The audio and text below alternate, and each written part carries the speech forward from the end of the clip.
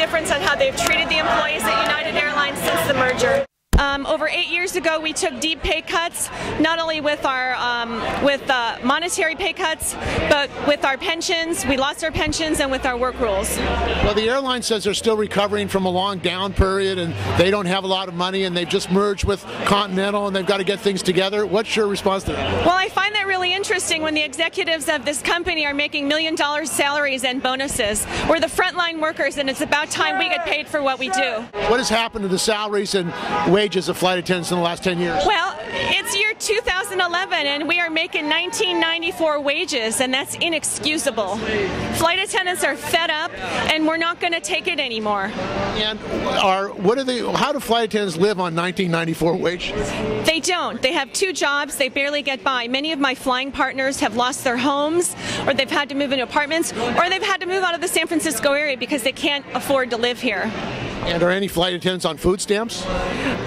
Well, you'd have no comment. It's pretty bad, though. It is bad. And do you have the lowest paid flight attendants do qualify for it. So they are qualified for food stamps because of the low wages and conditions? Yes. This is where it starts. We were actually here a couple times last year, and we're going to continue this because, like I said, we're the frontline workers, and we're the ones who keep the passengers coming back. We are this airline, and we are the ones who got this company out of bankruptcy. We're the ones who took devastating pay cuts over 8 years ago, and it's time that the company pay up. And we are going to continue to do this. We are going to continue to stand strong. It's not just the flight attendants and the pilots today, it's many other work groups within United that are here today, and people from other airlines that are supporting us. What's the union's position on the merger with Continental and how it will affect you? I know that at Continental they've signed some contracts. Do you have any relationship with the Continental workers? You know, at this point, you know, we hope that it's something positive, but we've yet to see anything positive. We are not being treated any differently after this merger. We go to the negotiation table. All the company wants is concession after concession, and we're not willing. We've already done that. We did that 8 years ago. We're not doing it anymore. Now, there are also pilots on the line. Do they feel the same way as you guys? The pilots also are in contract negotiations. They're not getting anywhere, and a bone of contention with them is outsourcing. And also the Teamster mechanics, they're also contractors coming up? Absolutely. There's many work groups right now. They're in negotiations. Primarily, it's the flight attendants and the pilots who are throwing it.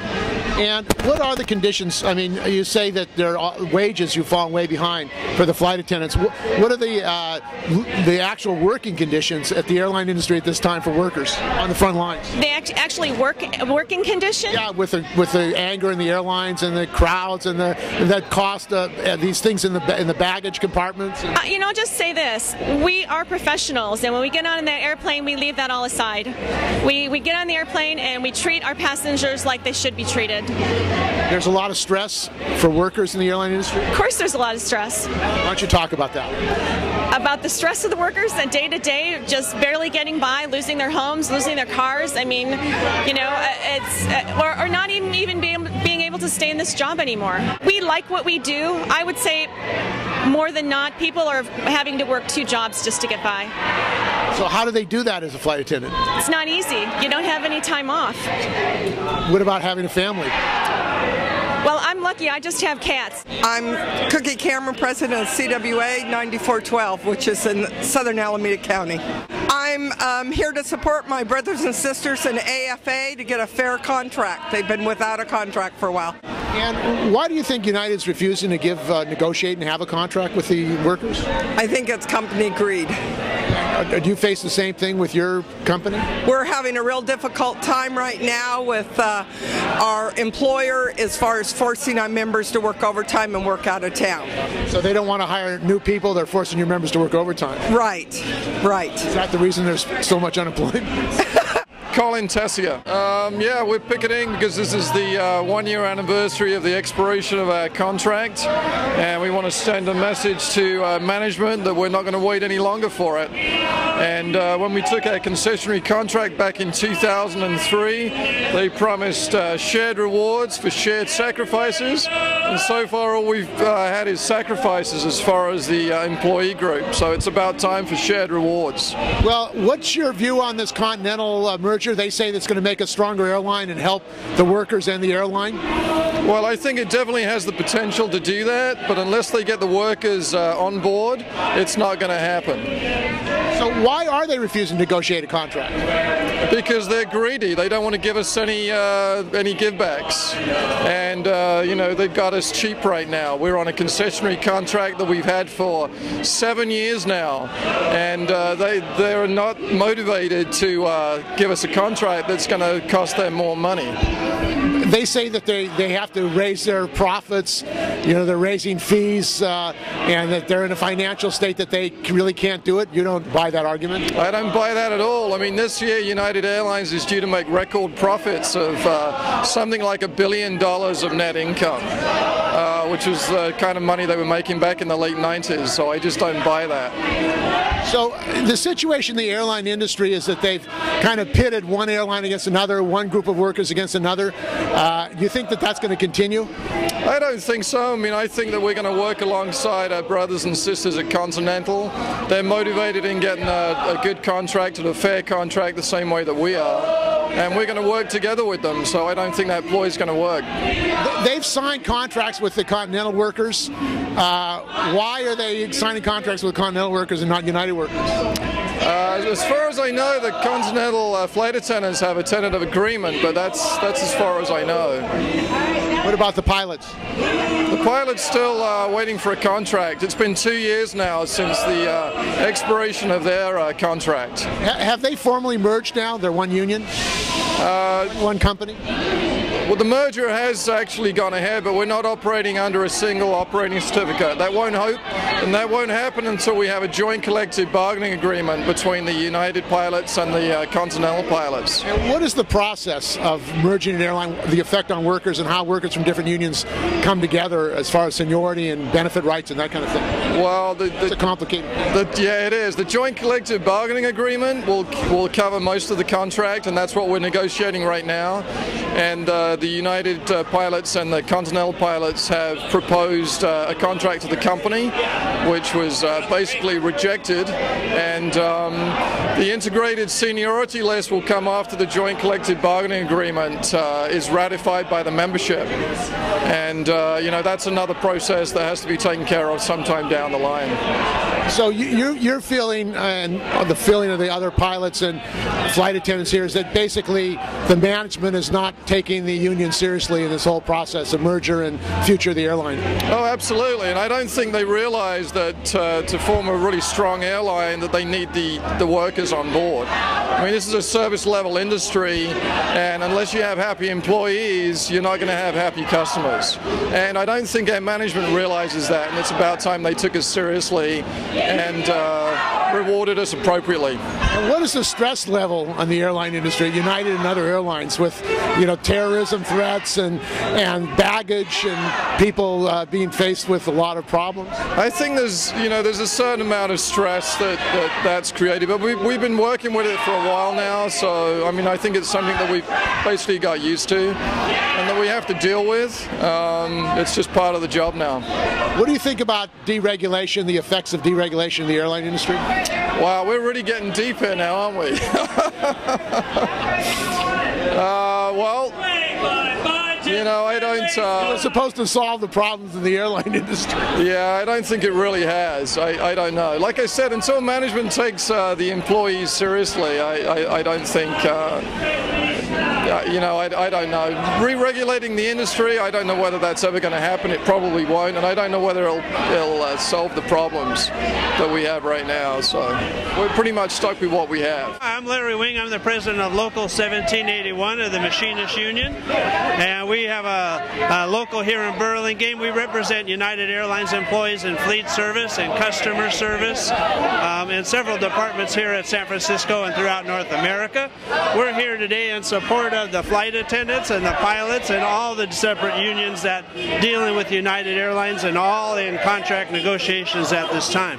From my point of view, and particularly within the IAM, and I probably speak for most of the unions in that what we're trying to get back to is what the many things we gave up while we went through bankruptcy.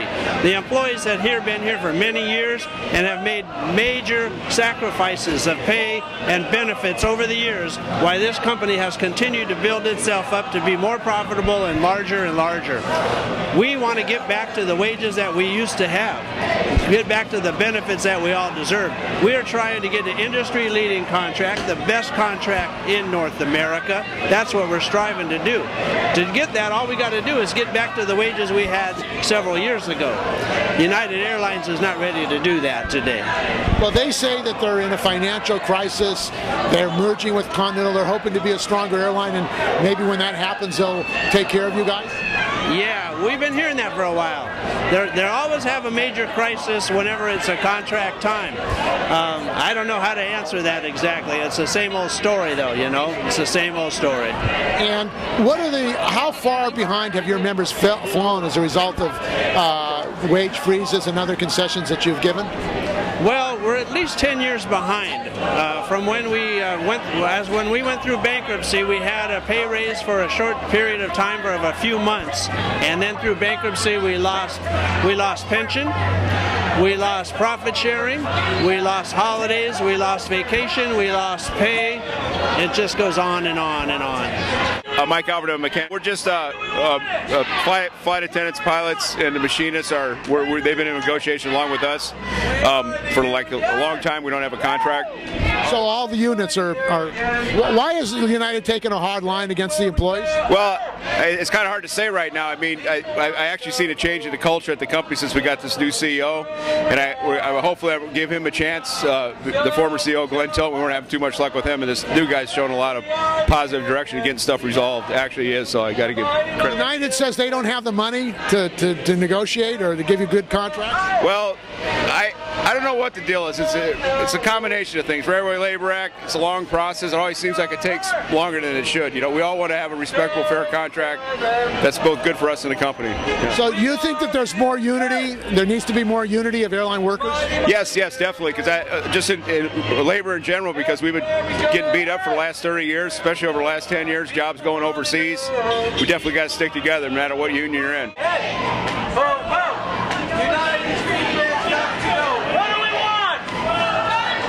Former president of Machinists Local 1781 here at SFO.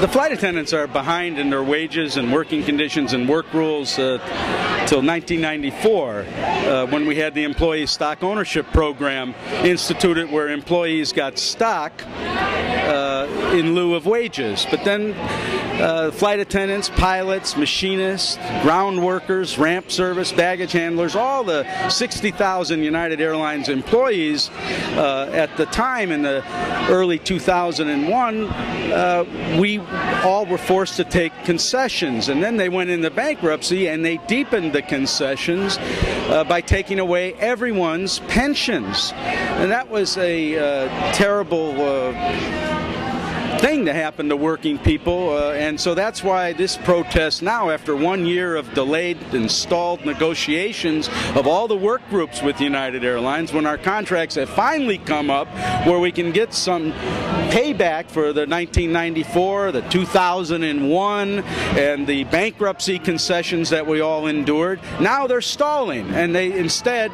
want to go in rush the merger with Continental. Now we should say that the flying public has a lot at stake in this, and a lot of times it's just workers seem like we're just out for our own narrow self-interest. The flying public is getting gouged too, because there are fewer and fewer and fewer airlines as they merge, which means less and less and less competition.